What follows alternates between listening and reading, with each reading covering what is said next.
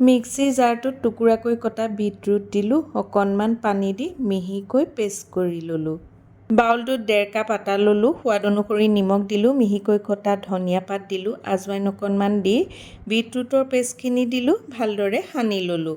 অকণমান পানী দিব লগা হ'ল, ভালদৰে ডোটো কৰি ল'লোঁ, ওপৰত অকণমান তেল সানি আধা ঘণ্টামানৰ কাৰণে ঢাকি থৈ দিলোঁ।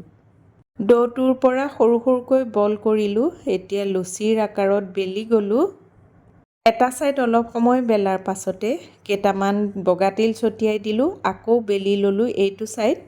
তাৰ পাছত ইটো ছাইড লুটিয়াই দিলোঁ, একেদৰে বগা তিল অকণমান ছটিয়াই আকৌ ভালদৰে বেলি ল'লোঁ।